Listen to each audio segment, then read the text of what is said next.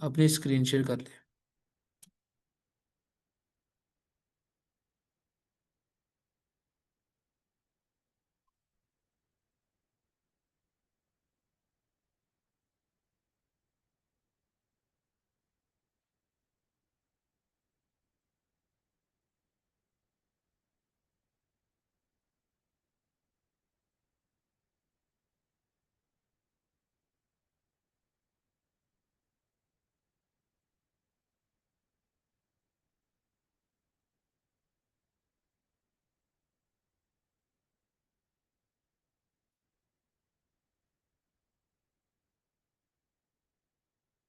मेरी screen visible है sir? Sir समय। जी सर। जी सर, विजिबल है। कल हमारा जो टॉपिक था वो एवोल्यूशन तक था। एवोल्यूशन हमने पढ़ा कि क्या होता है, वेब 1.0, 1 पॉइंट, फिर वेब 2 पॉइंट आई, फिर 3 पॉइंट आई। इसमें अगर किसी का कल कल का कोई क्वेश्चन हो तो, कल तक का। अच्छा, वो सर को ना मेरा थोड़ा ख्याल उनको, वो ना उनको आई कोड के थोड़ा सा सिस्टम का नहीं पता ना। वो मुझे कह रहे हैं कि क्लास शिफ्ट कर दे, मैं थोड़ा सा बाहर हूँ, मुझे कोई नोट टेक्स्ट नहीं था। क्या ट्रेनर कैसे वर्क करते हैं, डेली ज्वाइन करना पड़ता है, तो मेरे ख्याल उनको इस चीज़ की इतला नहीं थी। तो वो कह रहे हैं आज मेरी रिक्वेस्ट एक्सेप्ट कर लें। इंशाल्लाह कल से मैं पढ़ा दिया करूँगा, ठीक है। तो आज सरकाशी में पढ़ा देंगे, तो इंशाल्लाह कल से वो आएंगे, ठीक है। अच्छा, एवोल्यूशन तक किसी का क्वेश्चन हो? सर उन्होंने कल स्लाइड तो नहीं कवर की थी, मेरे ख्याल वो जनरल ही बात कर रहे थे सारी। हाँ, वहां तक मैंने कहा था किसी का क्वेश्चन हो, देन फिर हम करें मूव। कल क्वेश्चन ही लिए थे ना। अच्छा सर, कर ले, मेरे ख्याल आगे अगर होगा तो हम पूछ लेंगे। ठीक है। वेब की हमारी जर्नी यही थी, वेब 3.0 जो अब आजकल ट्रेंडिंग पर है, डिसेंट्रलाइजेशन, जिसमें ब्लॉकचेन है हमारे पास। इसके अलावा वेब एवोल्यूशन के बाद जो मोस्टली फ्रेमवर्क जो हम यूज़ करेंगे इस कोर्स में, वो रिएक्ट होगा फ्रंट एंड के लिए। रिएक्ट हम यूज़ करेंगे फ्रंट एंड के लिए। बैक एंड पे, बैक एंड का हमारे पास कोर्स नहीं है तो हम बैक एंड कवर नहीं करेंगे। अगर हम अगर आप लोग चलेंगे कोर्स के साथ फ्रंट एंड, देन हम इसका सेकंड मॉड्यूल रख लेंगे बैक एंड का। तो फ्रंट एंड फ्रेमवर्क्स हमारे पास यही होंगे रिएक्ट का।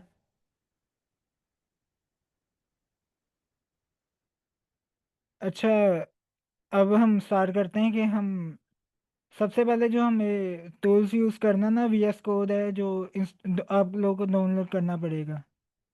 वीएस कोड डाउनलोड किया है किसी के पास? अच्छा, ये चैट में क्वेश्चन है, फ्रेमवर्क क्या होते हैं?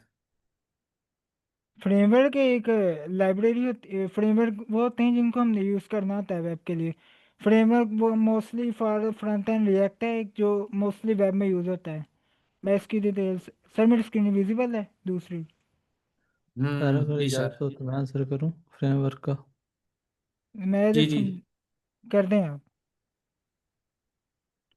मैंने एक शीट ओपन की थी, इसमें मैं बता देता जी, हमारे पास दो चीज़ें होती हैं, एक होती है लाइब्रेरीज और एक होते हैं फ्रेमवर्क। फ्रेमवर्क और लाइब्रेरीज अलग अलग चीज़ें हैं। हूँ। जी। फ़र्क ये होता है कि फ्रेमवर्क आपको बाउंड करता है, फ्रेम आपको अपने रूल्स देता है। Like MVC, model view controller, एक फ्रेमवर्क है। अब लारावेल जो है ना, लारावेल है या एंगुलर है, ये front end, Laravel back and की टेक्नोलॉजी है और एंगुलर आपकी फ्रंट एंड की है। एंगुलर और उसके अगेंस्ट आता है react JS. React JS library है, ये आपको बाउंड नहीं करती फोल्डर स्ट्रक्चर में, कन्वेंशंस में। आप जैसे मर्जी फोल्डर स्ट्रक्चर रखें, नेमिंग कन्वेंशन जैसे मर्जी करें, आपको कोई रोकेगा नहीं। लेकिन उसके अगेंस्ट ये जो आपके फ्रेमवर्क्स होते हैं, ये आपको ठीक ठाक बाउंड करते हैं। और इसका फ़ायदा क्या होता है कि सबको पता होता है कि स्ट्रक्चर क्या है। स्टैंडर्ड स्ट्रक्चर्स होते हैं, स्टैंडर्ड फोल्डर्स होते हैं, तो स्केल करना बहुत इजी है। अगर बड़ी ऑर्गेनाइजेशन है, बड़ी कंपनी है, तो ज़्यादा डेवलपर काम कर सकते हैं, प्रिडिक्टेबल होगा। जब जी, अब रिएक्ट जो हम इधर स्टडी करेंगे वो भी इस सेल्फ एक फ्रेमवर्क है जो फेसबुक ने बनाया था वेब के लिए, नहीं जो सर, मोस्टली फ्रेमवर्क यूज नहीं है होता है। React JS. React I think framework है। नहीं sir. React is a library, उसकी रीज़न ये है कि ओ आप रिएक्ट के जितने, नेक्स्ट होगा फिर फ्रेमवर्क। नेक्स्ट है रिएक्ट का जी फ्रेमवर्क, ठीक जी, है। नेक्स्ट जेएस फ्रेमवर्क है जी। ओ, रिएक्ट एक लाइब्रेरी है जो फेसबुक ने बनाई थी। रिएक्ट का कंपटीशन था इसके साथ, गूगल के साथ, जब फेसबुक वेब 2.0 जब डायनेमिक चीज़ें आई थी ना, जिनमें जब वेब 1.0 में तो ये था कि सिंपली टेक्स्ट था, इमेजेस थी। एक वेबसाइट है जिसमें सारी हिस्ट्रीज वगैरह होती हैं, क्या उसका नाम था, ओ, उसमें ये था कि सिंपल टेक्स्ट वगैरह था, नो डायनेमिक चीज़ें नहीं थी। फूड पांडा एक डायनेमिक वेबसाइट है जिसमें उधर भी आ रहे होते हैं, जा भी रहे होते हैं। इनके पीछे जो इनका कंसेप्ट ना, ये सारा यही है कि इनके पीछे लाइब्रेरी यूज़ हो रही होती है जिसमें रिएक्ट है, एंगुलर है। अब वर्डप्रेस भी एक वेब के लिए मोस्टली यूज़ होता है, पर हमारा जो फ्रेमवर्क होगा फ्रंट एंड के लिए वो रिएक्ट होगा। अब रिएक्ट को हमें कवर करने के लिए पहले हमारे पास जो मेन कंसेप्ट होगा ना, वो हमें HTML आनी चाहिए, फिर उसके बाद CSS आनी चाहिए, फिर जावास्क्रिप्ट। अगर हमें ये तीन चीज़ें आ गई देन हम फिर रिएक्ट इजीली कवर कर लेंगे। अब HTML क्या है? HTML एक मार्कअप लैंग्वेज है जो वेब का स्ट्रक्चर बनाने के लिए यूज़ होगी। एनिवन जिसको आइडिया हो HTML के बारे में? अच्छा सर, यहाँ एक टर्म यूज़ होती है मार्कअप, तो ये सवाल हो सकता है कि वो क्या बुला है, क्यों कहते हैं मार्कअप। तो हम अपने पेज के अंदर जितनी भी चीज़ें, मिसाल के तौर पे हेडिंग लिखते हैं H1 में, बड़े लफ्ज़ लिखते हैं, फिर आप पी टैग, यानी कि अगर हम किसी डॉक्स के ऊपर गूगल डॉक्स पे चीज़ों को बोल्ड करते हैं, इटैलिक करते हैं, अंडरलाइन करते हैं, तो ये जो चीज़ें होती हैं ना, ये मार्कअप कहलाती हैं। ये हम तो कवर मार्कअप, करेंगे ना आगे। ये HTML यही ना, हम इसमें यही चीज़ें कवर करेंगे।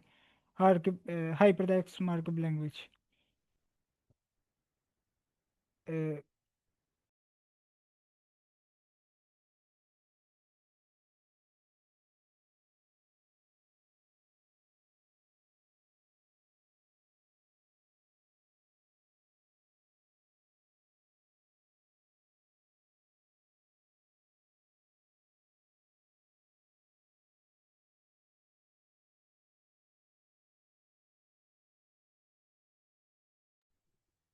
अच्छा सर, ये रहने दें, मैं कहता हूँ जो इंस्टार है इनके पास, काफ़ी लोगों के पास पूछ सर लेते हैं, ये हैंड रेज कर दे जिनके पास है।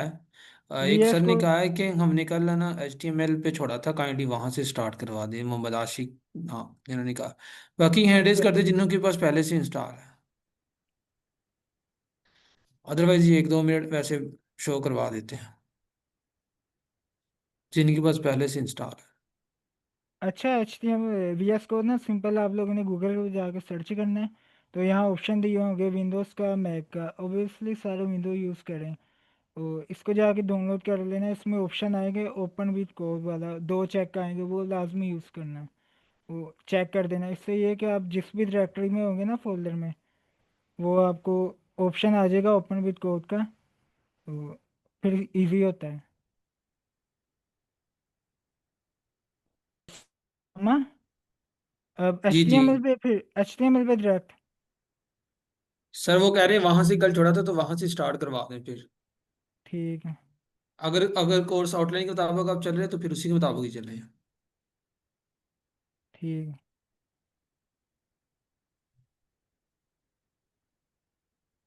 मैं एक ने VS कोड अपना ओपन कर लूँ।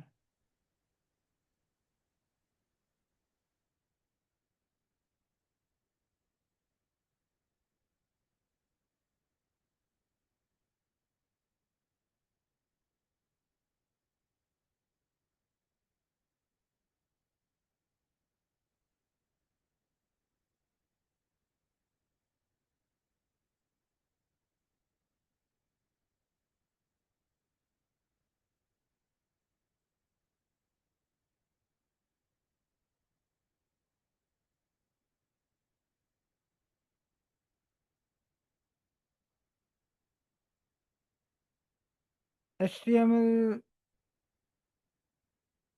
HTML का जो बेसिक HTML है क्या?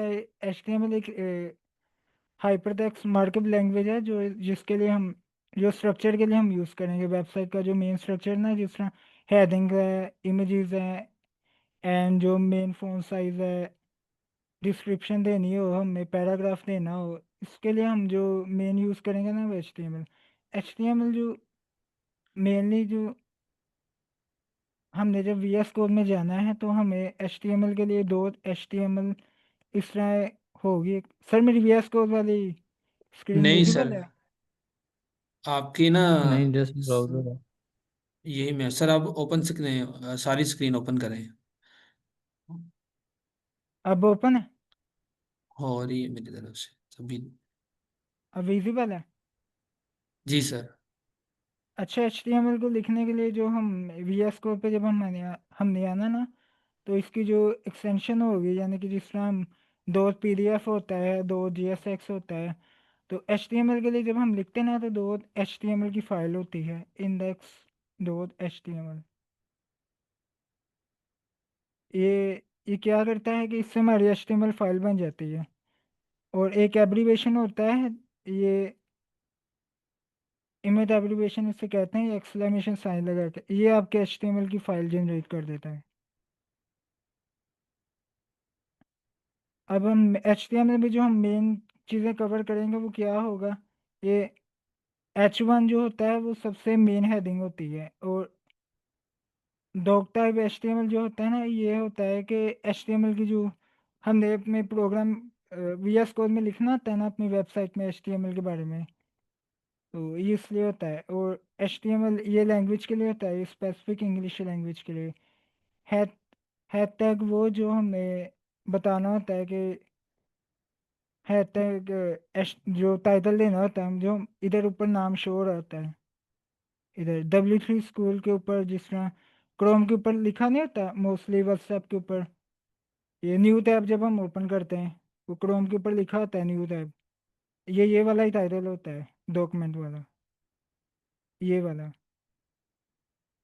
ये हमारे जो ऊपर जो मेन डॉक्यूमेंट है ना, ये चीज़ें कवर कर रहा होता है, ये वाली।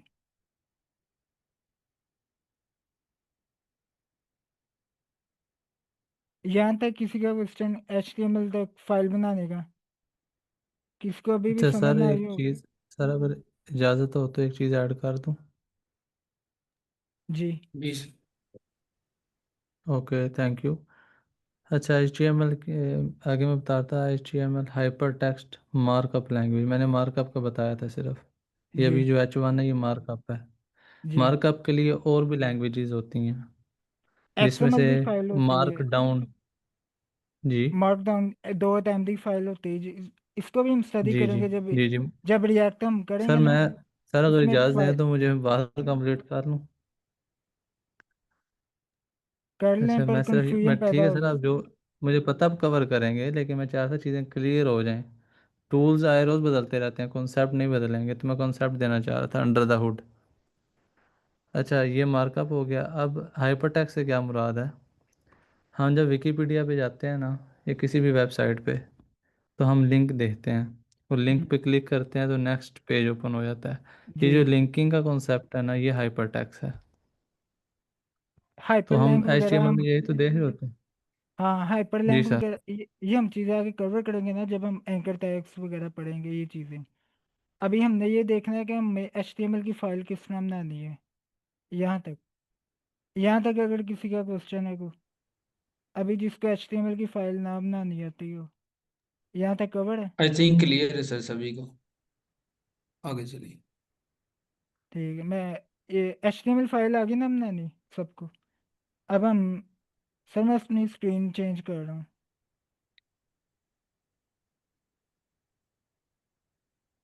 W3 स्कूल में हम जाके ना एच टी एम एल की डॉक्स पढ़ लेते हैं कि उसमें किस तरह इन्होंने बताया है। वहाँ जाके ना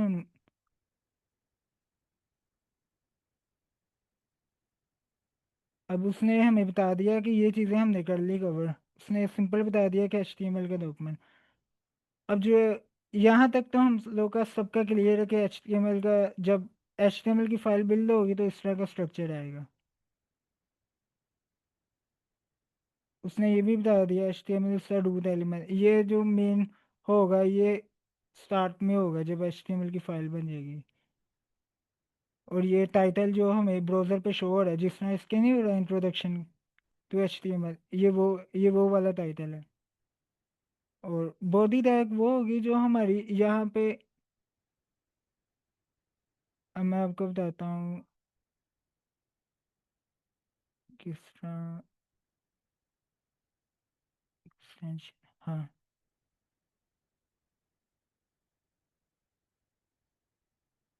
बॉडी टैग हमारी वो चीज़ें होंगी जो ये चीज़ें कवर कर रही होंगी। ये अब इसकी जिस तरह ये नैव बार है, ये फुटर है इसका, दरमियान वाला जितना भी कंटेंट होगा ना वेबसाइट का, जितना भी, ये सारा बॉडी टैग में हम कवर कर रहे होंगे। जो ये वाली बॉडी होगी, हमारा जो मेन काम होगा ना, वो इस बॉडी से लेके इस बॉडी तक होगा। हम अपना सारा कुछ यहाँ लिखेंगे, जो भी ये हमारी हेडिंग होगी, पैराग्राफ होगा, लिस्टिंग होगी, सारा हम बॉडी टैग के अंदर कर रहे होंगे। अब HTML के जो बेसिक्स एलिमेंट्स हैं जिनमें मोस्टली जो यूज़ होता है, वो हमारे पास हेडिंग होता है। हेडिंग जो वो मेन एलिमेंट है। अब हेडिंग में हमारे पास कई तरह की हेडिंग्स हैं। H1 जो हेडिंग है वो सबसे लार्ज हेडिंग होगी। यानी कि अगर मैं वेबसाइट पे जाता हूँ ना, तो ये जो गूगल है, सॉरी मेरी स्क्रीन विजिबल है ये वाली, GW3 स्कूल की। अच्छा, गूगल की आ W3 गई। गूगल के आगे। अब ये जो गूगल ना इनमें, ये वाला, अब ये H1 यूज़ कर रहा होगा। अब इससे जो स्मॉल है, अब ये व्हाट्सएप का है, ये H2 या इससे H3 4 स्मॉल कर रहा होगा। यानी कि हमारे पास जो सबसे मेन हेडिंग होगी ना, जिसका फ़ॉन्ट साइज ज़्यादा होगा, लार्ज होगा, वो H1 होगा। और इसकी जो हेडिंग्स होती हैं वो H6 तक होगी। तो H1 से जब नीचे आते जाएंगे H2 की तरफ, H3 की तरफ, वो कम होती जाएंगी। हेडिंग तक किसी को समझ आई हो? हेडिंग तक,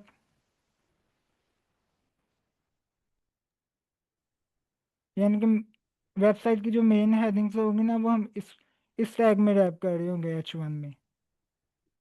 यहाँ तक किसी का क्वेश्चन हो हेडिंग्स तक?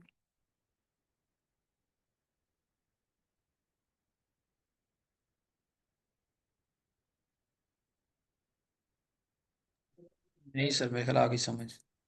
आ गई समझ सबको? हमने जो हेडिंग्स और ये जो सब कुछ ना, ये हमने बॉडी के अंदर लिखना है।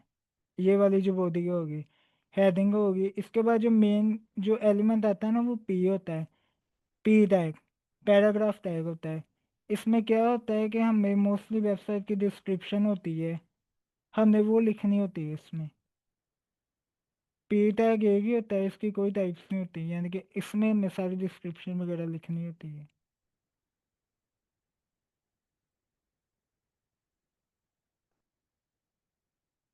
यहाँ तक किसको समझ है? H1 और P1 तक हो गया सबको क्लियर? क्लियर है सर। जी, क्लियर है। यस।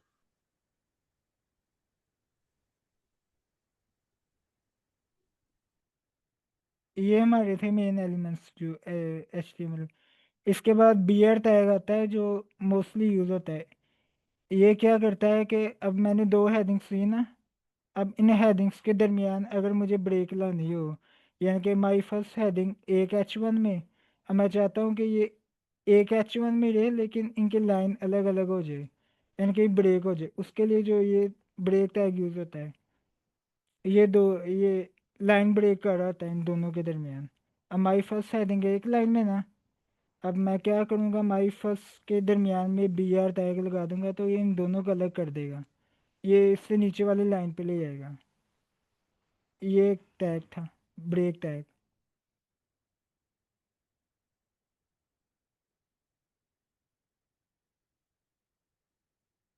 ये इसने BR टैग यूज़ किया है एक पैराग्राफ में। उसने एक पैराग्राफ बनाया है, this is a paragraph with a line break. अब उसने इसने BR टैग ये वाला यूज़ किया है इन दोनों के दरमियान लाइन लाने के लिए।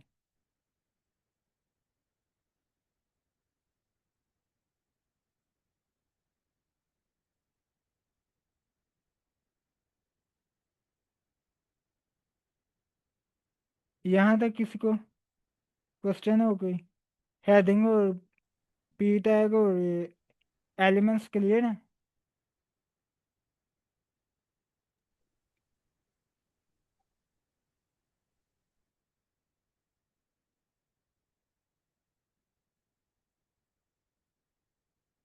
यहाँ तक सवाल है किसी का? देन हम इसको प्रैक्टिकली देखते हैं। जी सर, आई थिंक ठीक यस क्लियर सर। है। अच्छा, इसको प्रैक्टिकली देखते हैं कि ये हमने एक बॉडी बनाई है, इसके अंदर हमने अभी तक H1 पढ़ा है और P पढ़ा है और BR टैग पढ़ा है, यानी कि हमने अभी एलिमेंट्स कवर किए हैं HTML के। अब हम इनको देखते हैं ये किस तरह। अच्छा, मैं एक चीज़ बता दूं, जिन लोगों ने पहले कोर्स लिया था उनके सर्टिफिकेट आ गए हैं। इंशाल्लाह सुबह तक जैसे ही टाइम मिलता है या तो इंशाल्लाह शेयर कर दिए जाएंगे पिछले कोर्स के पार्टिसिपेंट के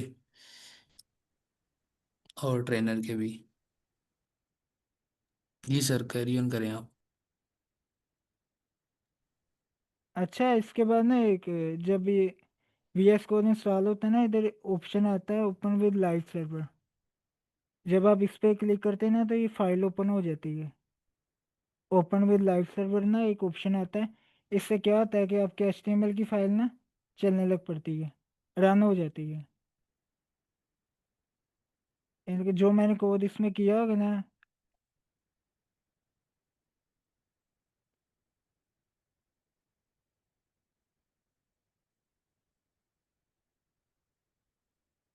ये हमने जो HTML, सर मेरी स्क्रीन विजिबल है ये वाली? GVS कोड की है ये? अच्छा, दूसरी आ गई, बिल्कुल हाँ ठीक है। ये हमने अभी तक दिया था Hello 1 H1 टैग हमने रैप किया। ये मेन हेडिंग थी और ये इसके नीचे पैराग्राफ। अभी तक हमने ये स्टडी किया है। यहाँ तक इसका क्वेश्चन हो, देन हम मूव करें। सर, सर आप मेरे ख्याल आप एक मोमेंटम से पढ़ाते हैं जब हम लास्ट पे क्वेश्चन ले लें, अदरवाइज वो पूछ सकते हैं चैट में। ठीक है, मेरी VS कोड वाली स्क्रीन विजिबल है? नो सर, W3 स्कूल वाले।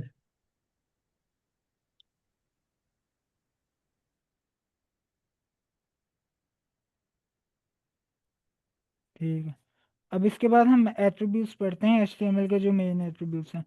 एट्रीब्यूट्स एडिशनल इंफॉर्मेशन होती है HTML एलिमेंट्स के बाद जो मोस्टली यूज होते हैं। एट्रीब्यूट्स और जो एलिमेंट्स हैं इनमें ये डिफरेंस है कि जो एट्रीब्यूट्स हैं इनमें ये एंकर टैग वगैरह इस तरह के लिंक्स यूज होते हैं, इमेजेस वगैरह जिनमें कोई ना कोई डायनेमिक चीज़ें आ रही होती हैं।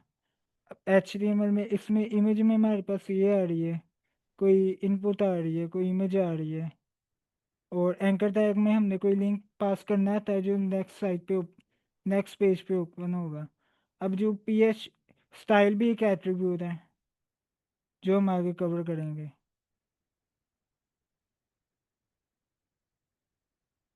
ऑल HTML हैव एलिमेंट्स के एट्रीब्यूट्स होते हैं, हर एलिमेंट का अपना एट्रीब्यूट होगा। अब देखिए एंकर टैग इसका जो एट्रीब्यूट है वो ये वाला है, href है। href क्या करेगा कि इसके अंदर हम किसी भी वेबसाइट का लिंक डाल सकते हैं। जब वो इस पर क्लिक करेगा तो वो देन नेक्स्ट पेज पे ओपन होगा इसी वेबसाइट पे। हर एलिमेंट का उसका अपना एट्रीब्यूट होता है। इमेज का उसका अपना एट्रीब्यूट होगा SRC वाला। इसमें ऑल SRC के बाद ऑल्ट होता है जिसमें हमने इमेज का नाम देना होता है। एट्रीब्यूट्स की लगी समझ? एलिमेंट्स के बाद जो जी एट्रीब्यूट्स सर। होते हैं जो हमने यूज़ करने होते हैं, इसमें जो मोस्टली है एंकर टैग का जो एट्रीब्यूट्स होता है जो href है, जिसमें हमने लिंक पास करना होता है किसी दूसरी वेबसाइट का।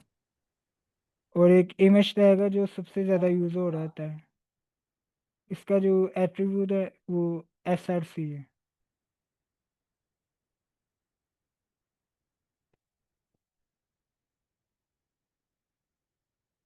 हेडिंग्स हमारी कवर है। H1 टैग, H1 हेडिंग जो सबसे मेन हेडिंग होगी, उसके बाद H2 है, फिर H3 है, फिर 4 5 6,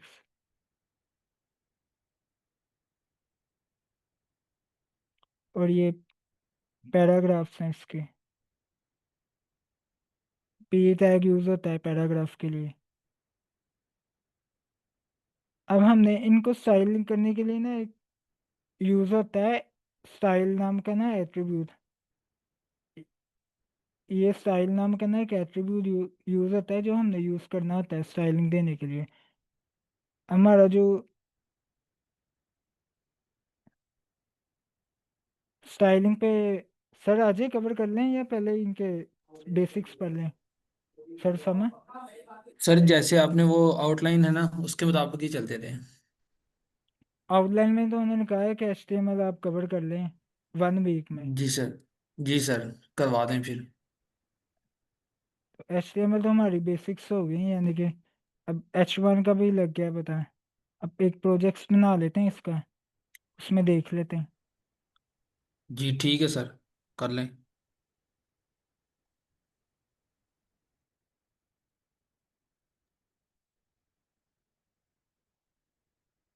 अच्छा, H1 तो हमने कर लिया, अब हम H2 को देख लेते हैं उसकी किस तरह यूज होता है। और BR टैग हमने एक यूज किया था जो ब्रेक के लिए यूज होता है।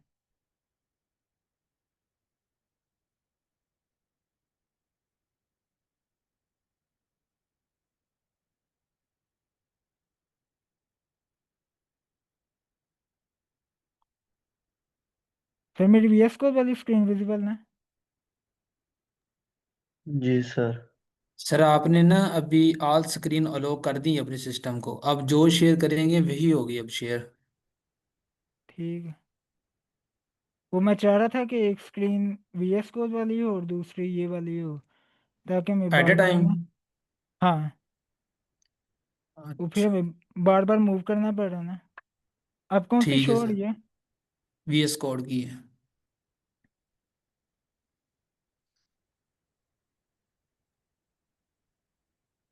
अच्छा, ये अब किसने कह रहे थे आल आल वाला है, जिससे दोनों शो हो मेरे? नहीं नहीं, वो तो सर मैंने नहीं कभी इस तरह किया, मैं वैसे कह रहा हूँ आपने अलो कर दिया, अब किसी भी स्क्रीन पे जब आप क्लिक कर रहे हैं ना तो उधर आप चले जाते हैं ऑटोमेटिकली। ये मैं कह ठीक रहा है। हूँ। ठीक है।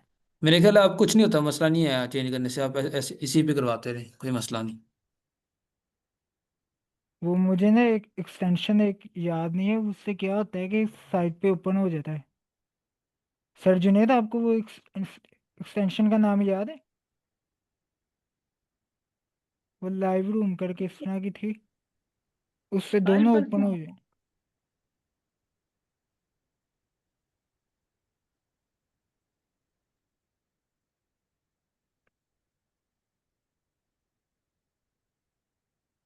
लाइव प्रीव्यू, हाँ।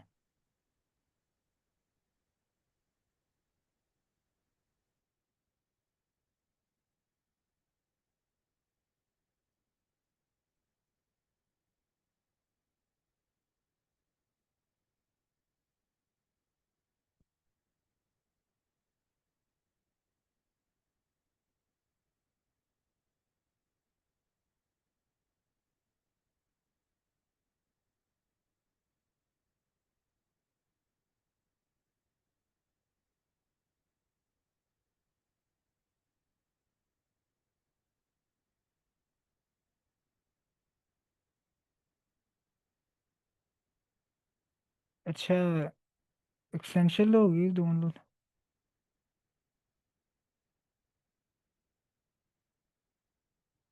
H1 और हेडिंग और पैराग्राफ और ब्रेक टैग तक हो गया सबका कवर। आयरन जिसको अभी भी इशू हो, ये बॉडी टैग वगैरह क्या है, ये हेड क्या है, टाइटल क्या है? जी सर, क्लियर है। आज के लिए मैंने कहा था HTML का इतना ठीक है, ये इसको ही आगे लेके चलते हैं। अगर इसमें किसी को कंफ्यूजन है तो हम इसको डीपली पढ़ लेते हैं, देन नहीं तो हम फिर नए टॉपिक की तरफ शिफ्ट हों। यस सर, ऐसे रिवाइज करते हैं एक दफ़ा। हाँ। अच्छा, HTML जो हम लिखते हैं ना, यानी कि अब हमें फाइल बनानी है ना HTML की, तो उसका पहला नाम जो मर्जी रख लें, अभी जिस तरह टेस्टिंग दो, लेकिन जो पॉइंट के बाद आप लोगों ने एक चीज़ जरूरी याद रखनी है, .html। इससे क्या होगा कि .html फाइल, इसको .html पता लगेगा तो ये, यानी कि यूज़ करेगा, हमारा कोड पकड़ेगा ये H1 वाला P1 वाला। अगर हम कोई और PDF या दो कोई भी CSS की फाइल बना दें और वहाँ जाके HTML लिखेंगे तो वो एरर देगा, वो चलेगी नहीं हमारे पास। अब जो इमेज एवेल्यूएशन ये है कि एक्सक्लेमेशन साइन लगाना होता है, ये ऑप्शन आ जाता है। जब आप इस पर क्लिक करते हैं तो ये हमारे पास पूरी HTML की फाइल बना देता है। अब इसमें हमारे पास क्या है कि जो मेनली जो HTML, डॉग टाइप HTML, इसका मतलब होता है कि ये पूरे हमारे टैग को रैप कर रहा होता है, यानी कि पेरेंट टैग है हमारे पास, इसके अंदर जो होगा, इसके अंदर ही हेड होगा, जिसके अंदर हम वो टाइटल वगैरह कवर कर रहे होंगे। वेबसाइट का टाइटल क्या है, कोई भी नेम हो सकता है वेबसाइट का, हमारे पास जो ऊपर ब्राउज़र में शो हो रहा होता है, इधर वो आएगा, और बॉडी में वो आएगा जो हमने इधर देना होता है। इधर डिज़ाइनिंग वगैरह होगी, जिस तरह H1 जो हमने मेन हेडिंग एंड डिस्क्रिप्शन वगैरह जो भी लिखना है ना, वो हम बॉडी के अंदर लिख रहे होंगे, हमारे अंदर बॉडी टैग ये कवर कर रही होगी। और जो HTML की सबसे बड़ी हेडिंग होगी ना जो वेबसाइट की, वो H1 में रैप होगी, H1 टैग में। हेडिंग के लिए हम एच यूज़ कर रहे होंगे, और H1 सबसे बड़ी हेडिंग है और H6 सबसे स्मॉल हेडिंग है। और जो हम पैराग्राफ लिखने के लिए वेबसाइट की जो डिस्क्रिप्शन वगैरह लिखनी होती है, उसके लिए हम पी टैग यूज़ करते हैं, इसमें डिस्क्रिप्शन आ रही होती है। यहाँ तक किसी का क्वेश्चन हो?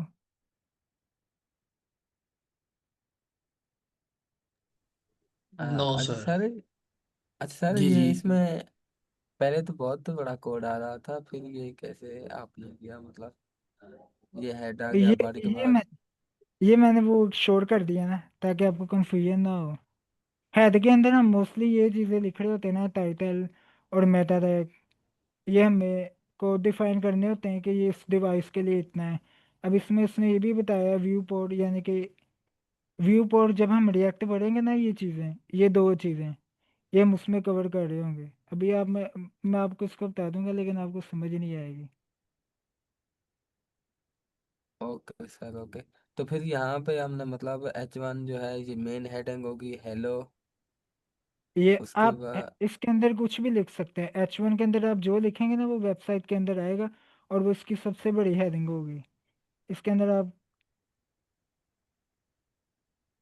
और जो पी टैग होता है ना, ये डिस्क्रिप्शन वगैरह जो हमें लिखा नहीं होता, अक्सर हम जी कार्ड जी बना सर। रहे होते हैं, उसके अंदर डिस्क्रिप्शन लिखी होती है, वो पी टैग के अंदर ऐप होती है। ठीक हो गया H1 सर। और पी हमने आज कवर कर लिया, और एक ब्रेक टैग यूज होता है जो लाइन ब्रेक करता है इनकी। अब इसके अंदर हम, अगर मैं BR लगा दूं ना, वो क्या करेगा कि इसको ऊपर दिखाएगा और इसको नीचे वाले लाइन में दिखाएगा। दिखने एक लाइन में चाहिए ना, जब हमने इसके अंदर BR टैग लगा दिया तो इन दोनों को ब्रेक कर देगा, लाइन बाय लाइन शो करवाएगा। BR टैग ये काम करता है। आज हमने जो मेनली तीन चीज़ें कवर की हैं कि HTML की फाइल किस तरह बनाते हैं, और HTML की जो मेन हेडिंग है और सर आई थिंक हमें पेरेंट। ना और पढ़ लेना चाहिए, हमें और कंटेंट ज़्यादा है हमारे पास। ठीक है। सर आई थिंक आउटलाइन में एक और टॉपिक भी रह गया है, गिट वर्स, जो गिट की कॉन्सेप्ट है। इफ यू अलाउ, मैं थोड़ा सा वो एक्सप्लेन कर देता हूँ। गिट तो मुझे आता है। अच्छा सर, समय गिट पढ़ा दें फिर आज, गिट और गिटहब। वो एक टॉपिक रह अच्छा। गया है। अच्छा, वो आप करवाना चाहते हो तो आप करवा दें सर कासिम, अगर सर जुनेद करवाना चाहते हो तो वो करवा दें। गिट मेरे ख्याल से इनको पूरा स्ट्रक्चर बताना पड़ेगा कि किस तरह इंस्टॉल करना है, किस मैं तरह से। ओवरव्यू दे देता हूँ इनको, हाँ। थोड़ा सा इनको अ- आइडिया हो जाएगा कि गिट क्या है, गिटहब क्या है। अच्छा सर, हम ना ठीक एक है। सर जुनेद, गिटहब जी के ना जी। एक रिपोजिटरी बना देते हैं, उसमें आप, मैं बना दूंगा और सबको कोलैबोरेट कर लेंगे। जो हमारा डेली का कोड होगा ना वो गिटहब पे होगा, और इनकी हाँ बिल्कुल, वो तो बाद में लेक्चर के बाद हम लोग कर लेंगे। पहले इनको थोड़ा सा वो आइडिया दे दे कि ठीक गिट है। होता क्या है और गिटहब क्या है, ताकि इनको बाद में कोलैबोरेट करने के लिए भी पता हो कि गिट कैसे यूज़ करना है और गिटहब पे क्या भला है ये गिटहब।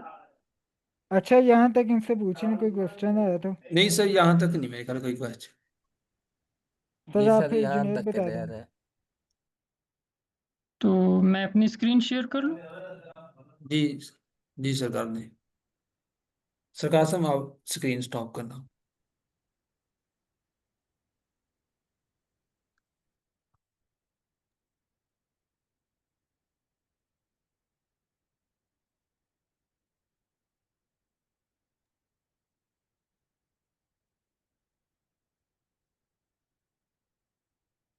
स्क्रीन नज़र आ रही है मेरी?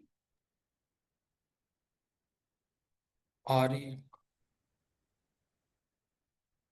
वर्ड की फाइल नज़र आ रही है? सर, ओपन करें। जी आ रही। आ गई? जी हाँ चले सही। हमारे पास एक दो टर्म है, आप बहुत ज़्यादा इसको अपनी थ्रू आउट जो प्रोग्रामिंग जर्नी में उसमें सुनेंगे कि एक गिट है, एक गिट हब। सो इसको अगर थोड़ा समझ ले कि गिट होता क्या है।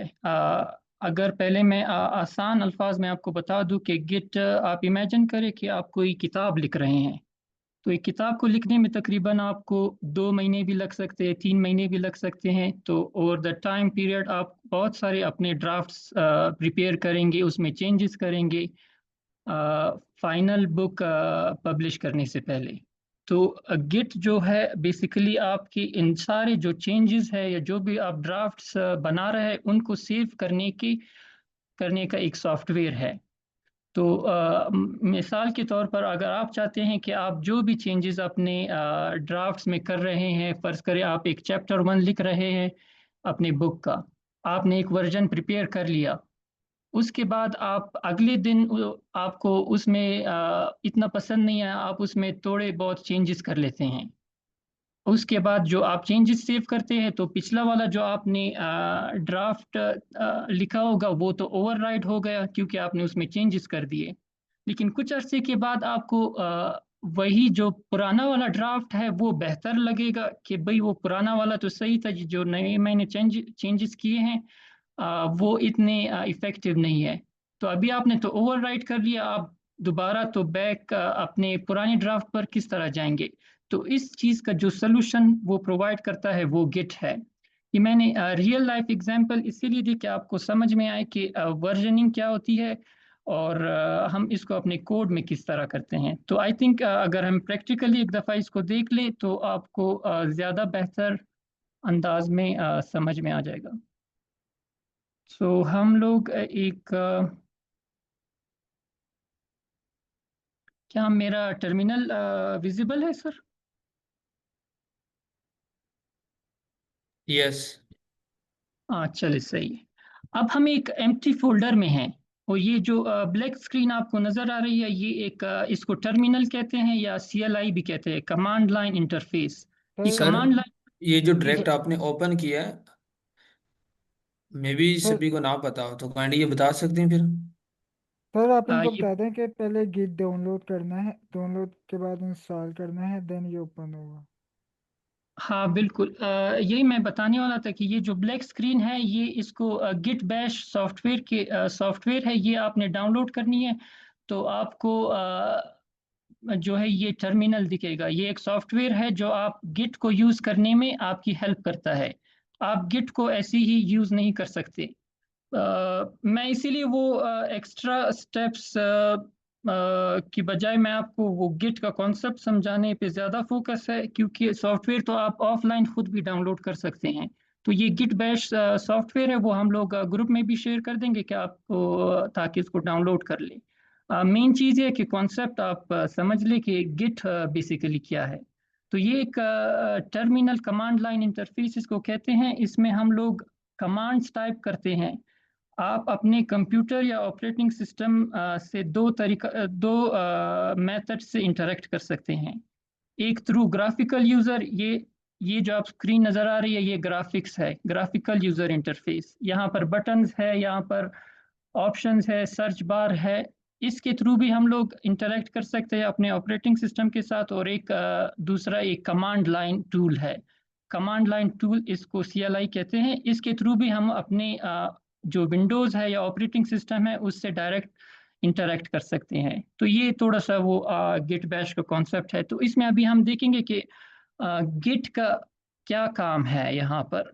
तो सबसे पहले हम लोग एक फाइल क्रिएट करते हैं यहाँ पर। इसको मैं दे देता हूँ ना, book.txt।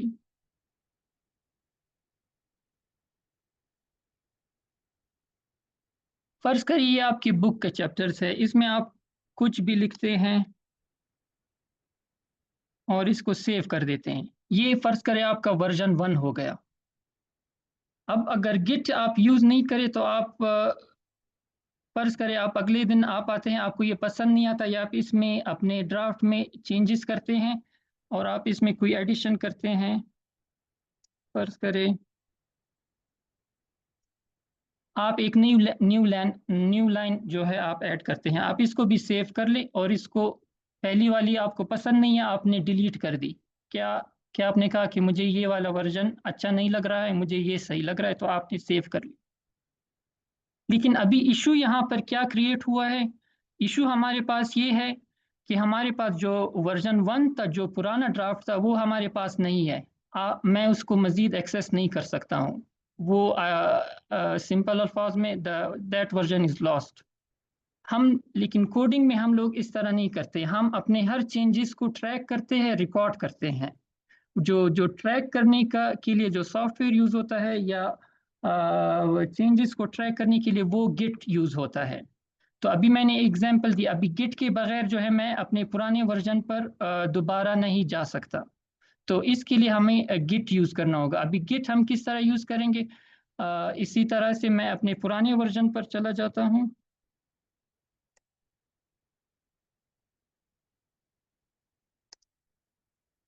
इसको मैं दे देता हूँ वर्जन 1। मैंने फाइल सेव कर ली। अब यहाँ से हम लोग गिट स्टार्ट करेंगे कि गिट क्या, जो गिट बेसिकली हमारे चेंजेस को ट्रैक करता है, इसको रिकॉर्ड करता है। मतलब हमारे एक एक चेंज को वो हिस्ट्री में रिकॉर्ड करके अपने पास सेव कर लेता है, ताकि कभी भी आपको ज़रूरत हो पुराने ड्राफ्ट पर जाने के लिए या पुराने कोड को एक्सेस करने के लिए, कोई आपके कोड में कोई गड़बड़ आ गई, कोई चेंजेस जो है वो आपने आपके कोड को ब्रेक कर रही है, तो आप अपने पुराने वर्जन पर दोबारा जाने के लिए हम गिट यूज़ करते हैं। तो इसीलिए हम गिट को यूज़ करने के लिए कुछ सबसे पहले हमें एक गिट रिपॉजिटरी बनानी होती है। रिपॉजिटरी मतलब सिंपल एक, जो जिस फोल्डर में आप काम कर रहे हैं उसको गिट फोल्डर बना दे। तो इसको मैं गिट रिपॉजिटरी मैंने क्रिएट कर ली है। अभी अगर आप इसको, अभी हम अपने जो चेंजेस है या अपने वर्क को उसको ट्रैक किस तरह करेंगे? तो ट्रैक करने के लिए कमांड्स पर अभी आप ज़्यादा ध्यान ना दें कि ये क्या हो रहा है क्या नहीं। जैसे सिर्फ सिंपल आप गिट के कॉन्सेप्ट को समझने की कोशिश करें। कमांड जो है ये आप बाद में इंटरनेट या जो सेपरेट कोर्स है वहाँ से भी सीख सकते हैं।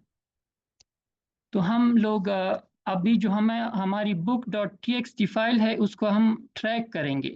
ट्रैक मतलब जो भी मैं चेंजेस इसमें करूँगा, गिट वो गिट जो है ट्रैक करता जाएगा, वो अपनी हिस्ट्री में ऐड करता जाएगा कि भाई इसने वर्जन 1 में ये लाइन लिखी थी, वर्जन 2 में इसने ये पैराग्राफ ऐड किया था या कोई चीज़ डिलीट की थी। तो वो सब गिट हिस्ट्री में स्टोर हो रहा होगा हमारे पास। तो अभी इसको मैंने सिर्फ रिपॉजिटरी जो है इनिशिएट की है, लेकिन अभी तक कुछ मैंने ट्रैकिंग के ऊपर या ट्रैकिंग स्टेज पर नहीं पुश किया। तो उसको पुश करने के लिए हम कमांड यूज करते हैं गिट ऐड, और अपनी फाइल का नाम भी दे सकते हैं या डॉट करके। इस कमांड के बाद हमारी जो book.txt फाइल है वो ट्रैक हो रही है। अभी हमें कैसे पता कि ट्रैक हो रही है?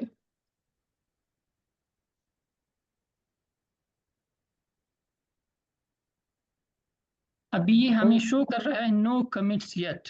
कमिट का मतलब है आपकी हिस्ट्री, जो भी आप चेंजेस को सेव करते हैं वो एज जो कोई भी नया चेंज होगा या कोई नई आप फाइल ट्रैक करेंगे वो एक नया कमिट क्रिएट करेगी हमारे पास। अभी मैंने एक फाइल को ऐड किया है ट्रैकिंग हिस्ट्री में, तो ये हमारे पास ट्रैक हो रही है। अभी जो मेन वो चीज़ है कि हमारे पास वर्जनिंग इसमें किस तरह काम करती है। Actually we forgot to commit it. Add करने के बाद इसको आपने कमिट भी करना होता है।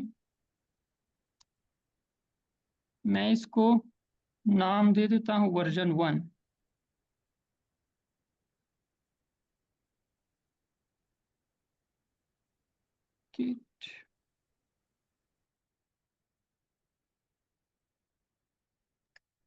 अच्छा सर जुनैद, जी इनको बता दें कि गिटहब का अकाउंट इसके लिए ज़रूरी है। हाँ, वो गिटहब वो तो इजी है। एक दफ़ा इनको गिट एक्सप्लेन करके फिनिश करके गिटहब फिर हम लोग वेबसाइट पर शो कर देंगे कि गिटहब क्या है। ये वर्जन 1 जो मैंने पहले बुक का किया था वो मैंने ट्रैक कर लिया है, सेव हो गया है, हमारे गिट हिस्ट्री में सेव हो गया है। अभी हम चेंजेस करते हैं अपनी फाइल में। मैं इस लाइन को डिलीट कर देता हूँ और कुछ चेंजेस कर देता हूँ। इसको वर्जन 2 में नाम दे देता हूँ। अभी मैंने चेंजेस की है, तो चेंजेस के लिए आपको याद है कि उसको गिट हिस्ट्री में ऐड करना ज़रूरी होता है। तो उसके लिए दोबारा से हम लोग इसको गिट हिस्ट्री में ऐड करेंगे और उसको कमिट भी करेंगे। मैं इसको नाम देता हूँ वर्जन 2। अभी यहाँ पर अभी आपको नज़र आ रहा होगा कि हमारी हिस्ट्री में 2 फाइल्स है, एक वर्जन 1 के नाम से, एक वर्जन 2। ये कमिट जो मैसेज हम लोगों ने टाइप किया है वो हमें नज़र आ रहा है यहाँ पर। इसका मतलब क्या है?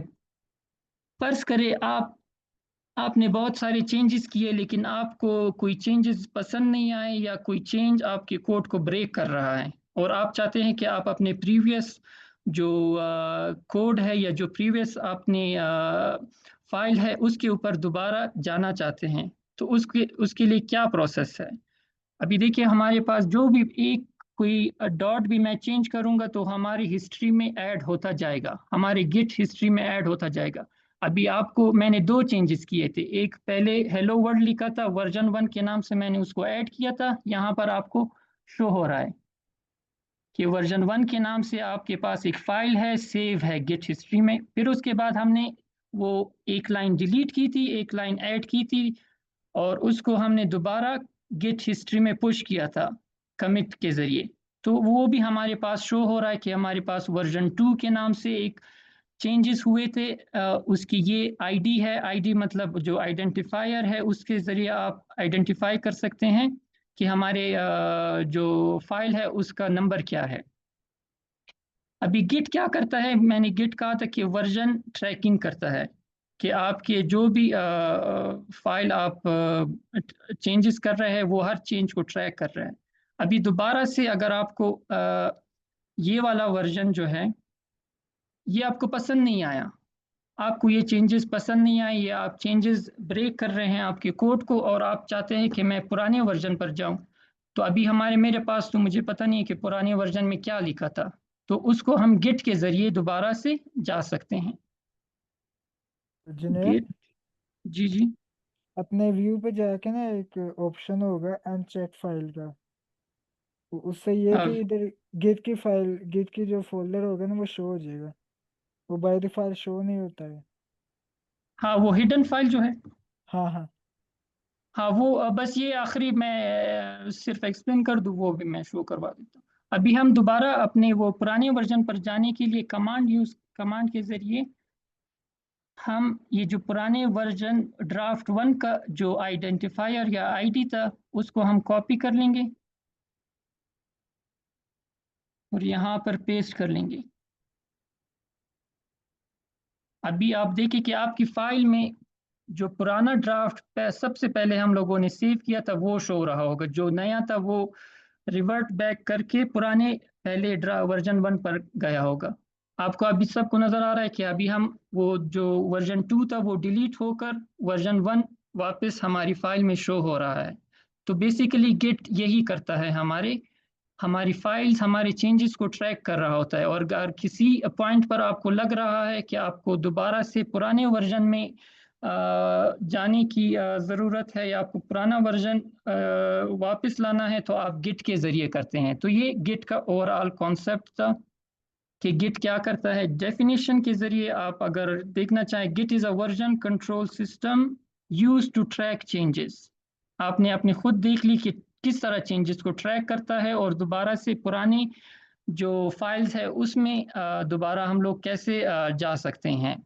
अभी अगर गिट हब देख ले, गिट हब कुछ नहीं है, गिट हब गिट जो सॉफ्टवेयर है उसके ऊपर बना हुआ है। मतलब गिट हब जो है एक वेबसाइट है। हम लोग यहाँ पर मैं दिखा देता हूँ।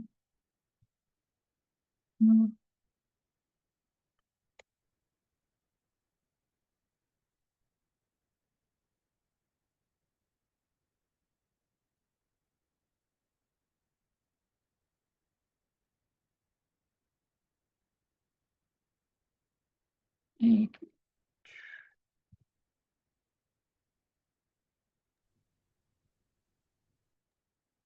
सर हमारा टाइम खत्म हो गया। बस अच्छा ये लास्ट, जी सर ठीक है। इनको गिट हब सिर्फ दिखा दूँ, ये हाँ हमारे वैसे पास। गिटहब का दिखाना मेरे ख्याल कोई इतना बेनिफिशियल नहीं होगा अगर उनको समझ ना आई कि यूज़ कैसे करना है मेरे मुताबिक। सिर्फ मैं बता दूं कि गिट हब जो है वो क्लाउड प्लेटफॉर्म है आपके पास। एक आपके पास लोकल, ये लोकल गिट है, आप लोकली चेंजेस को ट्रैक कर सकते हैं। और जो अगर आपने क्लाउड में अपने प्रोजेक्ट फाइल को ट्रैक करना है तो आप गिट हब यूज़ करते हैं। तो सिंपल गिट हब आप इसको कंसिडर कर ले कि ये क्लाउड